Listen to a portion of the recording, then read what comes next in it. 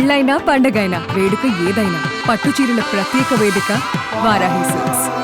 దేశవ్యాప్తంగా పెను సంచలనం రేపిన ఆర్జికర్ ఆసుపత్రి వైద్యురాలిపై అత్యాచారం కేసులో దోషి సంజయ్ రాయ్కు శిక్ష ఖరారైంది.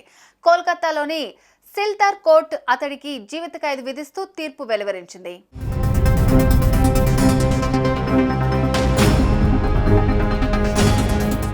ఆర్జికర్ ఆసుపత్రి వైద్యురాలి మీద అత్యాచారం కేసు దేశవ్యాప్తంగా ఓ పెను సంచలనంగా మారిందన్నది తెలిసిందే కదా. తాజాగా గత శనివారం సంజయ్ రాయ్ అనే యువకుడిని దోషిగా తేల్చేసింది. అతడికి జీవిత ఖైదు విధిస్తూ తీర్పు చెప్పింది. గతేడాది ఆగస్టు 9వ తేదీ రాత్రి ఆర్జికర్ ఆసుపత్రి సెమినార్ రూమ్ లో ఒంటరిగా నిద్రిస్తున్న జూనియర్ డాక్టర్ మీద జరిగిన అత్యాచార ఘటన దేశవ్యాప్తంగా తీవ్రమైన నిరసనకు దారితీసింది. పశ్చిమ బెంగాల్ హైకోర్టు ఆదేశాల మేరకు ఈ కేసును కోల్కతా పోలీసుల నుంచి సిబిఐ స్వీకరించింది. సమగ్రంగా విచారణ జరిపింది. ప్రత్యేక కోర్టుకు అభియోగాలు సమర్పించింది. ప్రధాన నిందితుడు సంజయ్ రాయ్ పేరును మాత్రమే ఛార్జ్షీట్లో చేర్చింది. సామూహిక అత్యాచారం విషయాన్ని అభియోగ పత్రంలో ప్రస్తావించలేదు.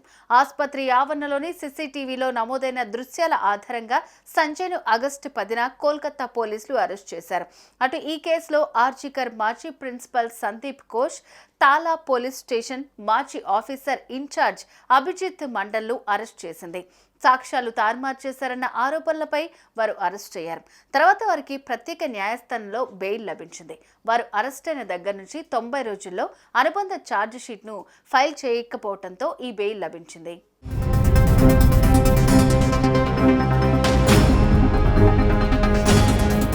సంజయ్ రాయ్కు శిక్ష ఖరారైంది. బెయిల్ మీద బయటకు వచ్చిన మిగతా ఇద్దరి మీద విచారణ సాగనుంది. మరి వారి విషయంలో న్యాయస్థానం ఎలాంటి తీర్పు ఇస్తుందన్నది తేలాల్సి ఉంది.